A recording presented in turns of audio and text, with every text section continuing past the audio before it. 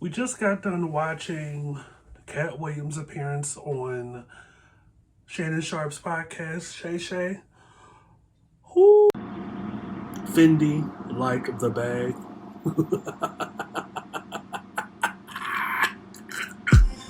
This is the I Refuse podcast.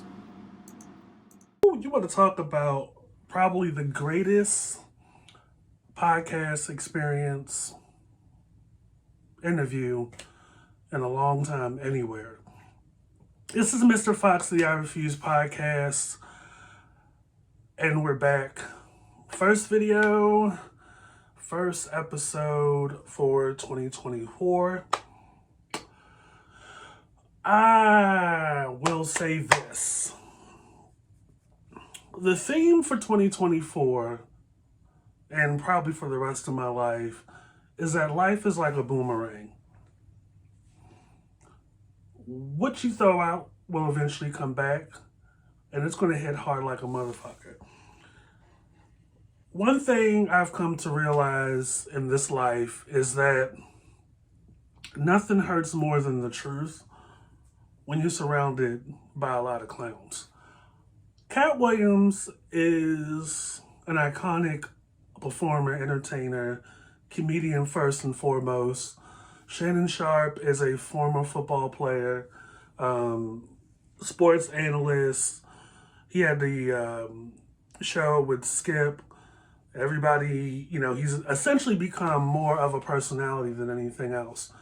Shannon Sharpe has this show / podcast where he has celebrities on his show. Comedians more than anything that I recall. Not a everyday follower. But over the past 24, 48 hours, we have been on the Bird app. And it's clear that, from the response, little clips from Katt Williams' appearance has been all over the timeline, that this was one not to miss. So we had time recently to watch an almost 3-hour appearance. Now, we went to YouTube to watch it. We didn't wait for the streaming side of the podcast to drop it. They do it in 2 parts over there instead of just releasing it in full in one episode. Didn't want any interruptions. The moment I pressed start on the episode, I didn't pause. I didn't skip. I kept my Bluetooth headset on my ears the entire time while I was doing other things. And one thing that has always been constant about Katt Williams, you've seen him in Friday After Next. You've seen him in, Sunday Best. He has roughly 60 acting credits. If you've been watching the FX show Atlanta, he was in the Alligator Man episode. Those of us that have been outside, like those of us here at the I Refuse podcast that have been outside the past 20, 25 years, is fully well aware who Katt Williams is. And is fully well aware with that the politics that have worked against Katt Williams for many, many years.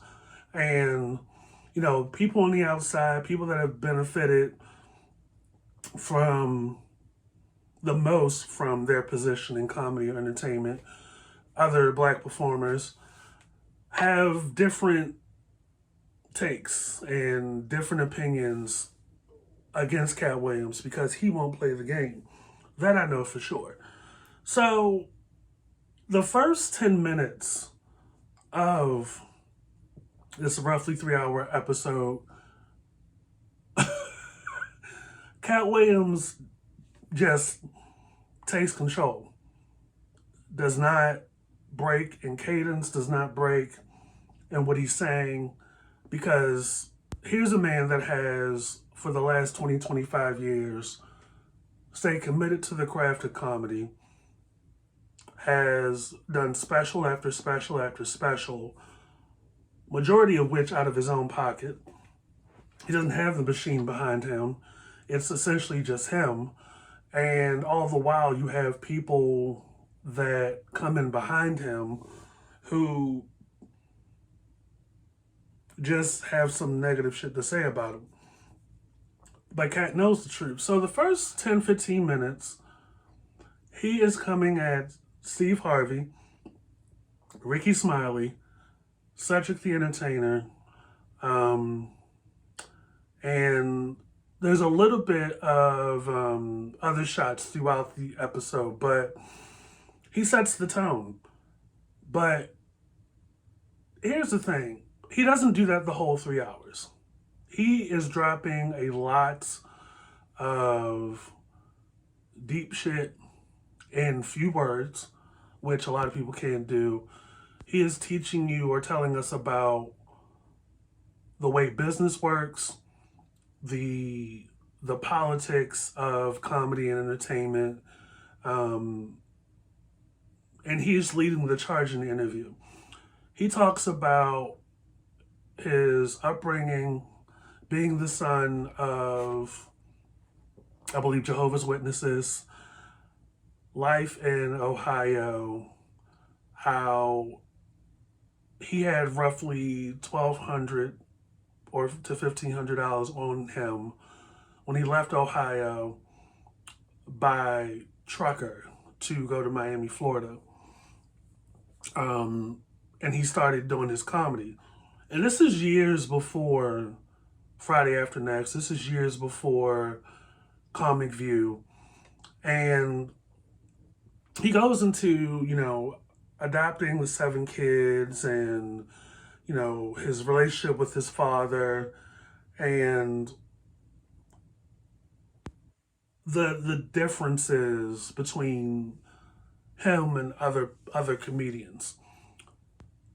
And, there are definitely moments where other historical moments, in his life within the last 5 or 10 years are brought into the conversation by way of Shannon Sharpe.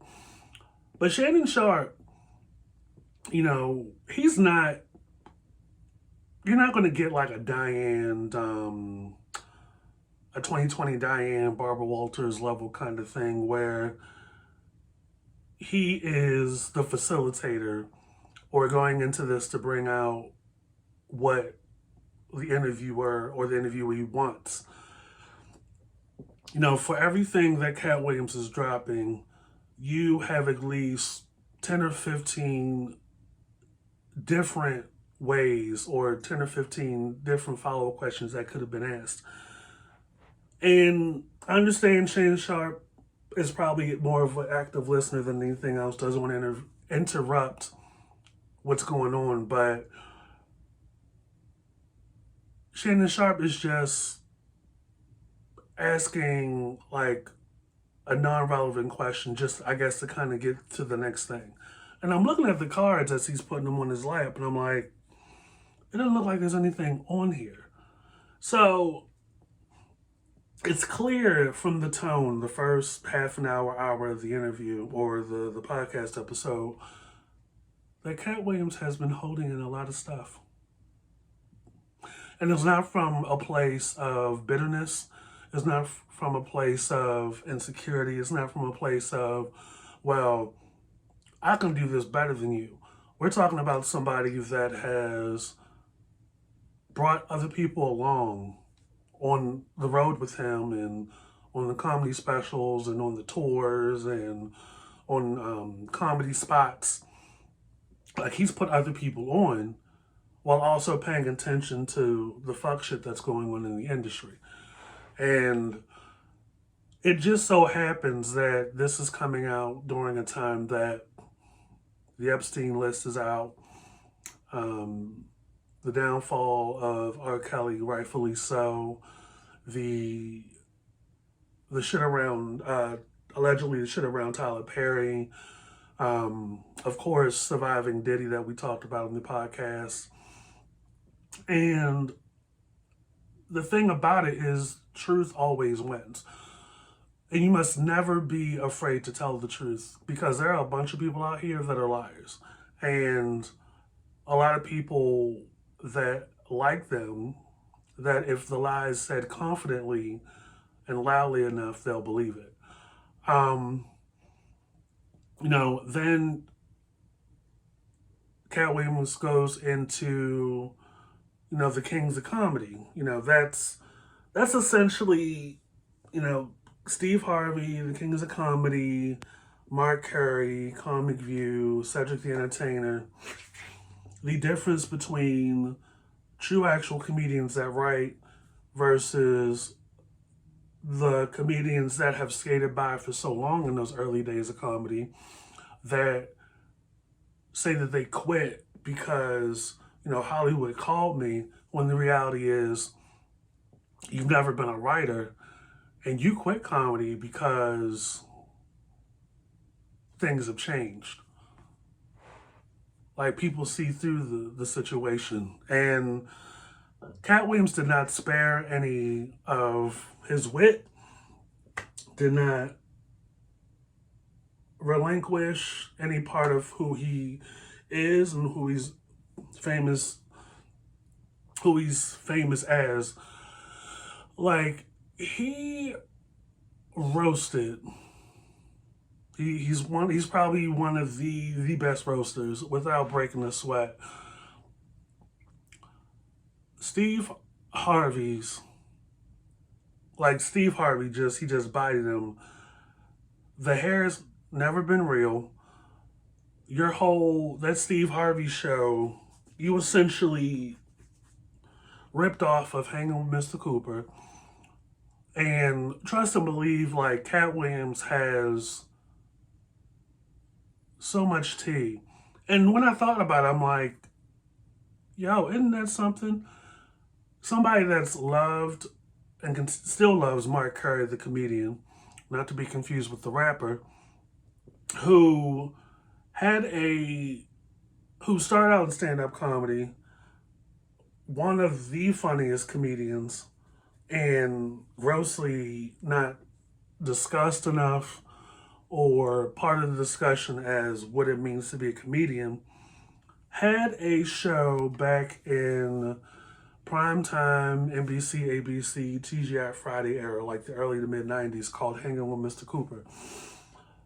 It was on at the same time as Full House, Step by Step, Family Matters, what else? Perfect Strangers, Martin, Fresh Prince of Bel-Air. And Mark Curry, when you think of Hanging with Mr. Cooper, this is somebody that wasn't attached to other people.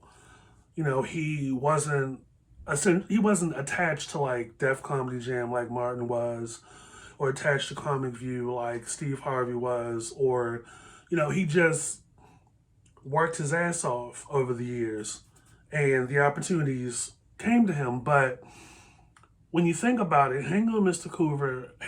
Cooper and Steve Harvey's first sitcom, The Steve Harvey Show, school, part of the faculty, like, there's so much truth in it. And when I think about it, nobody else was doing that before Mark Curry. But also, Katt gave context that back in those early days, Mark Curry was on the road with Steve Harvey for many, many years. And now, when Steve Harvey had the talk show or the daytime show and was hawking that story about being homeless, no, you weren't homeless, because back in the 80s, early 90s, you were making roughly $3,000 a week. And as far as being homeless, that's other comedian's story. And then you go around in your third or so marriage talking about that lady right there. She's the reason why I'm here. And you said all this about your first wife. Said this about your first wife. And then when that didn't work out for whatever reason, you got with your second wife who thinks like a man, and then that didn't work out. you got with Marjorie. So I was like, oh, okay, it's making a lot of sense. And I'll be the first to say, I'm not one. I will never knock another person's hustle or the shrewd approach to diversifying their brand. And Steve Harvey has done that. However, those of us that have been outside the last 5 or 10 or 15 years are aware of the other side of Mr. Harvey when it comes to other comedians.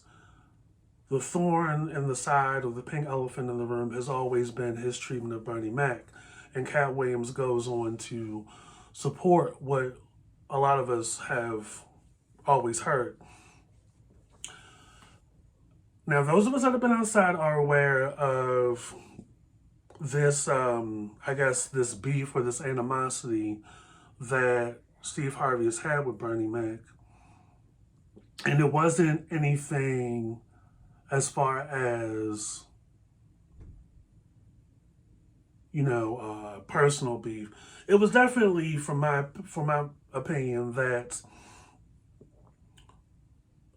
everybody knows Bernie Mac is the funniest out of the four of those guys that are part of the Kings of Comedy. And the way that Katt Williams lays it out in this almost 3-hour episode is that the Kings of Comedy started out as Steve Harvey's tour, and the other three guys, or four, because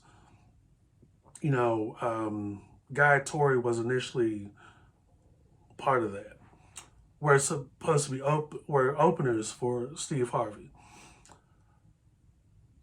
All of us that have watched the Kings of Comedy movie knows that Bernie Mac shut it down, right? And at that time, when that movie came out and that tour came out in the early 2000s, late 90s or whatever, the only person that had a show at that time was Steve Harvey. Cedric the Entertainer was on that show, the Steve Harvey show. I don't think D.L. Hughley had a show yet, or if he did, it came and went. Bernie Mac was the only one without any TV opportunities. And there's even a skit that alludes to that in the movie, The Kings of Comedy, where Bernie Mac is, in a way, comedically pleading to the camera, don't be scared of me, America. It's my time. Everybody knows. So, there was some stuff that came out, and Steve tried his best, and the powers that be around him tried their best to kind of like brush it off as, oh, it's just two brothers, the whole PC thing. But it got to a point to where it was said that Steve Harvey was allegedly making calls behind Bernie Mac's back to limit any kind of opportunities for Bernie Mac. Oh, because trust and believe, Bernie Mac was definitely making his moves and making an influence as early as the Def Comedy Jam days. And you saw him in a couple of bit parts. He was in House Party 3 when Kid and Play were trying to manage TLC. He was in Friday. And these were bit parts. Who's the Man with Dr. Dre and Ed Lover. What else was he in back?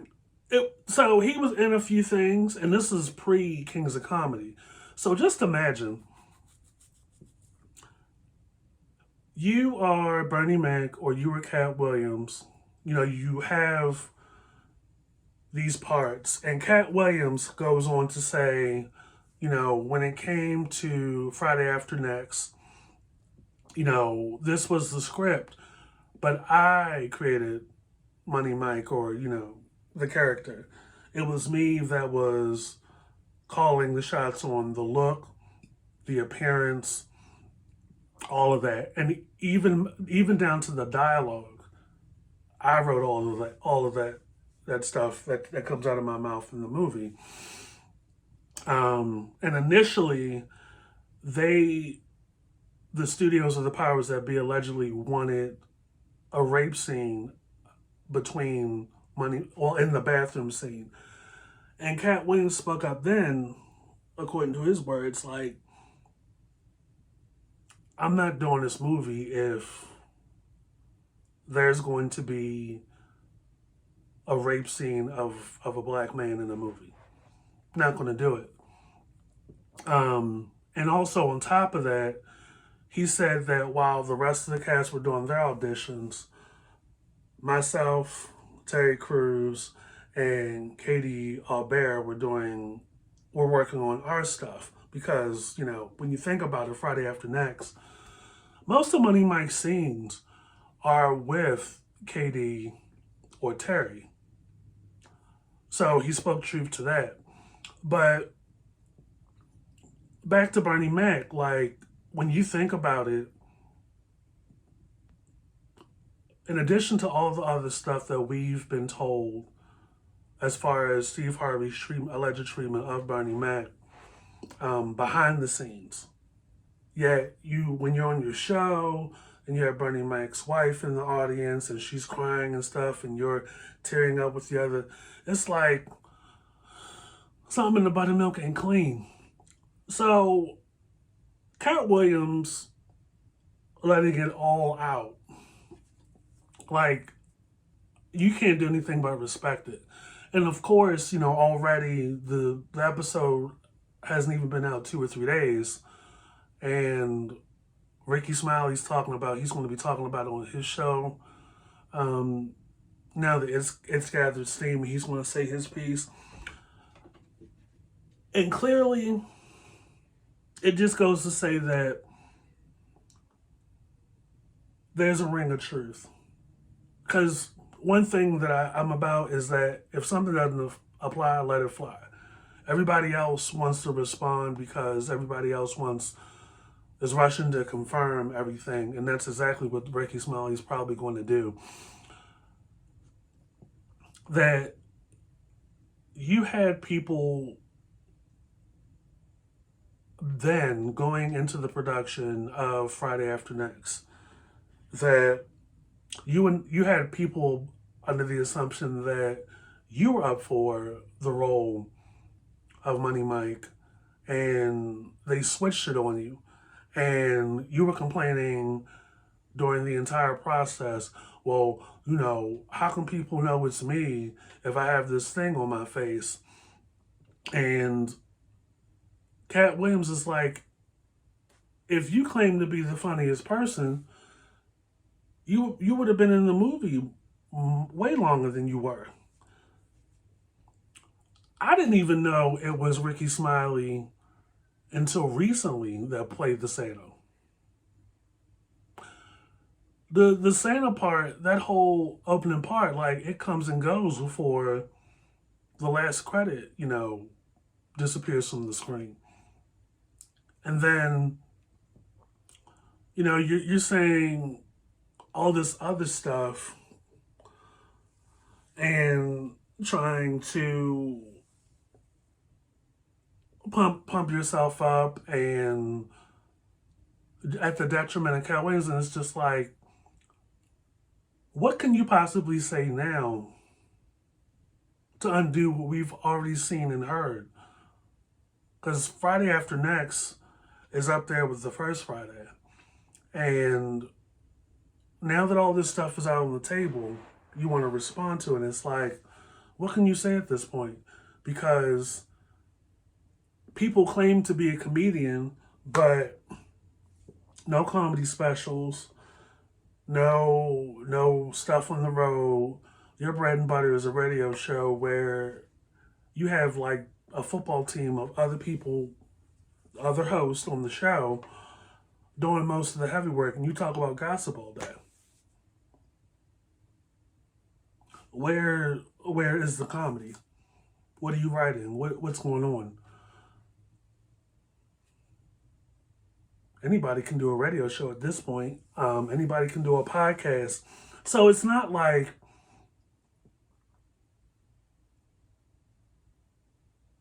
he's not, Katt Williams is not entitled to his opinion. We just not gonna let you play in our face. And it seems like if you're offended and it bothers you so much, you would do that. You would respond. But what can you say at this point? Like, Katt Williams is used to the pushback. Katt Williams has, for the longest time, gotten pushback from Kevin Hart. Oh, he talked about Kevin, too. But it was more from, I'm just as curious as the rest of y'all. How is it that at the same time you want us to believe that you're doing comedy on the East Coast, that you have Soul Plane out of nowhere? And I was like, I sat back and thought about it. Because before Soul Plane, he was in 40-Year-Old Virgin for all of about 5 seconds. And sure, Kevin Hart did the comedy circuit for a little bit locally since 2001. That's the version they wanted us to believe. Doing work alongside another comedian who I think is funny as all hell, who was on Def Comedy Jam back in the day. What is his name? Can't think of it, but he was in the comedy movie when they were. I see it. It's the gold and black cover. But when Katt Williams got to Kevin Hart, I was like, oh, that makes so much sense. That makes so much sense. Like, you just pretty much blew up overnight. Like, you were in 40-Year-Old Virgin for all of about 5 minutes. Then the next thing you know, you're a leading man in Soul Plane. And then you have stand-up specials coming out after that. And it was like, I thought it was the other way around. But I have a line of thinking similar to Katt Williams where it's like, oh, that does kind of sound like a plan. That does kind of sound like somebody that was sprung up and implanted and has, came into the industry with deals already set up. And I thought, it can't be any other thing but some truth to what Katt has been saying the past 2.5, almost 3 hours. And, let's be clear, it's not just him roasting people for 3 hours, although he could, because he has 12 comedy specials out, most of which out of his own pocket. And that's, the receipts speak for themselves. And he, like I said, is driving the interview, dropping a lot of knowledge and very deep thoughtful pieces, while also continuing to be totally unserious and still being funny and still making the most of the moment.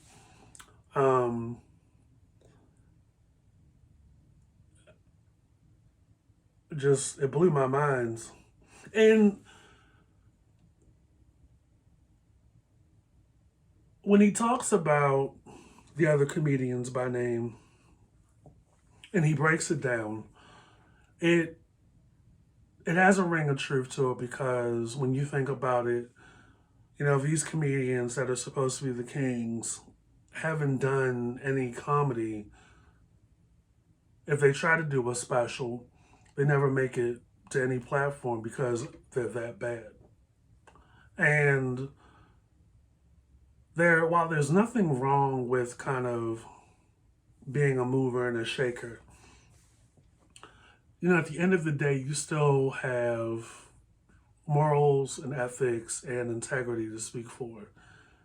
And although it hasn't come out of Katt Williams' mouth that these people don't have it, those of us that have been paying attention and watching the same shit that everybody else has, and we get to this interview, these kind of interviews where you have a person that's filling in the gaps, the backfill, giving the context, so to speak,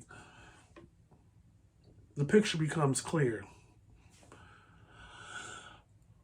And the Katt Williams Shay interview is not one to be missed. It's already out. We will be probably watching it over again because there's no topping it. There really isn't. I found myself saying "oop" a lot because I'm like, ooh, I know that's just gonna rub a lot of people the wrong way. And you can't. How can you blackball somebody that's already been blackballed? And somebody that's not worried about the pushback because that's always going to be there. And you have somebody that has been financing his career on his own when he's called to do a movie based off of seeing his stand-up and his style that has been a standout for so long. And he gets to the table, gets the script, and he says, oh, okay, this is what I'm going to do, A through Z, 1, 2, 3, to bring this character to life. And it's a same approach that makes his stand-up appearances what they are. Like, so good that they're part of the commercial to promote the show. So good that for the last 15, 20 years, out of everybody and everything that goes on, that has happened in Friday After Next, all we've been talking about is Katt Williams. So much so that a lot of people think that's his only movie, and it's like, no. And we quote other stuff that he's been in because that's Katt bringing the character to life his way. And, of course, in the interview, Katt talks about the different things that Hollywood has tried to put on him. And if not directly on him, indirectly by way of, I guess, bigger household names such as Martin Lawrence. He said that when Martin Lawrence went on hiatus, he said, when I come back, I want you to be in this movie. It's going to be a buddy cop thing. It'll be great. It'll be great. The next time that Katt Williams sees Martin Lawrence, the script is for Big Mama's House 2. They're putting Martin Lawrence and addressing it. And everybody that's been paying attention knows that there's probably about 4 or 5 different things or different roles that Hollywood tries to put on to the shoulders or put into the hands of black men to put them on. They'll either put you in a dress, they'll try to make you a slave, a magical Negro, a corrupt character, or a Bedouin for a white man. And, they did the dress thing. They did it on Martin Lawrence. Ricky Smiley has made it part of his, I guess, comedy persona. And Katt Williams took one look at the script, probably did a run through in front of the good white people at the studios, and Brandon Jackson's name came up.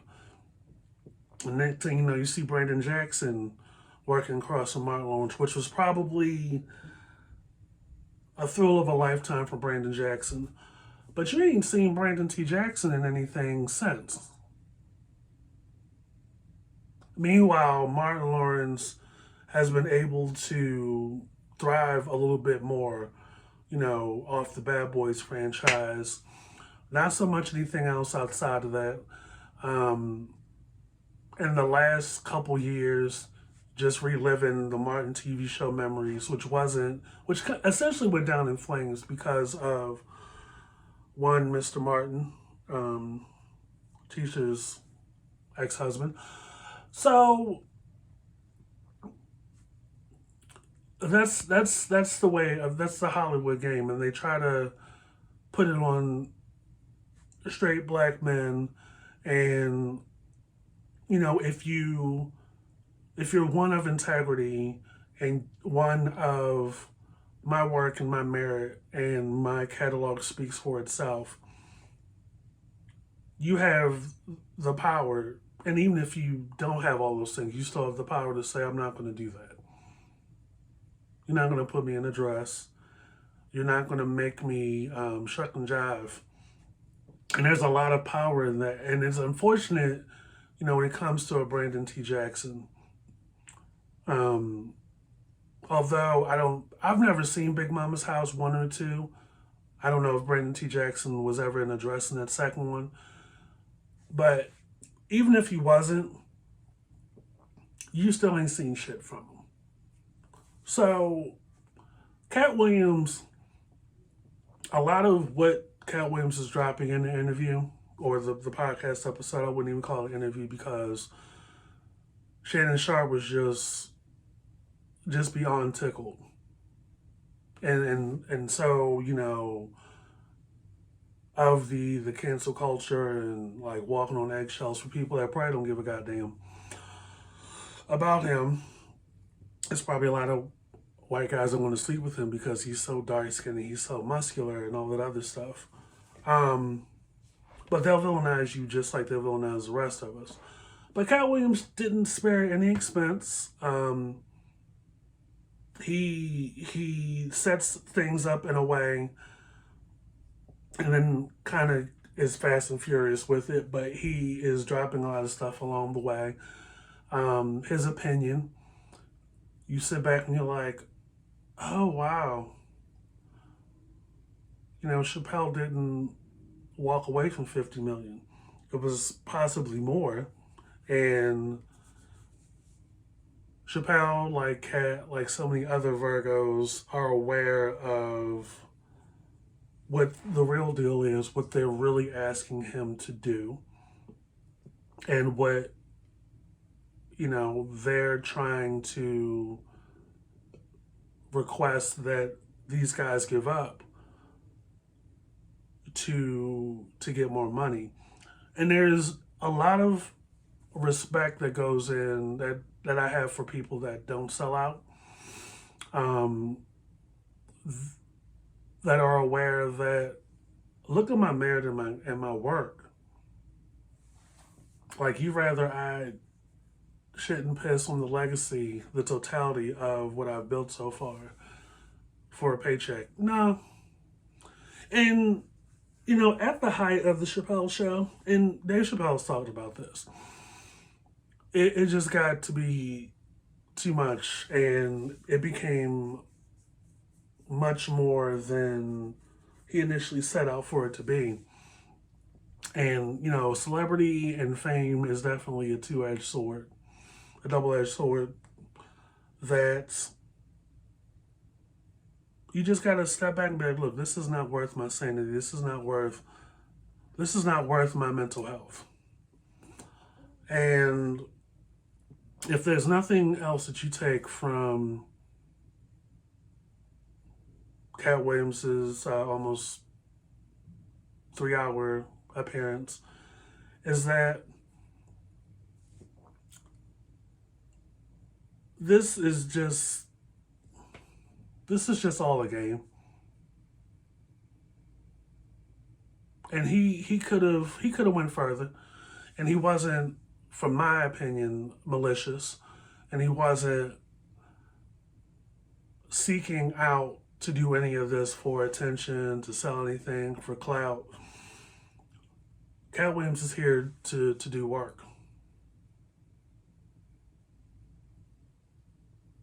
While other people in the same industry are just out here for a payday, will do any and everything to make it. Just like out here in the real world.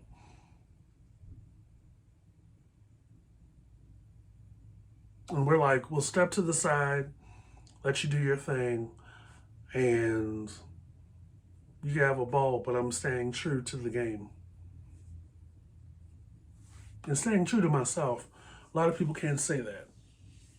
And here it is in 2024.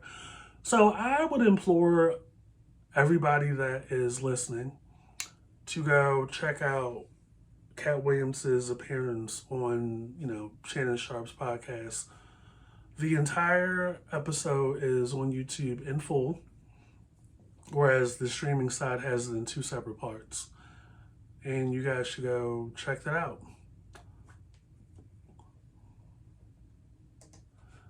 And with that, I will say thank you for coming to the I Refuse podcast. Be sure to check out our podcast. We're midway through the 5th season at the moment on the streaming side. Also check out the usual suspects in the I Refuse podcast After Dark. And sometimes I'm funny on my Twitch when I'm playing video games at babyface alpha82_ between the words. And we will catch you guys later. Peace out. Fendi, like the bag.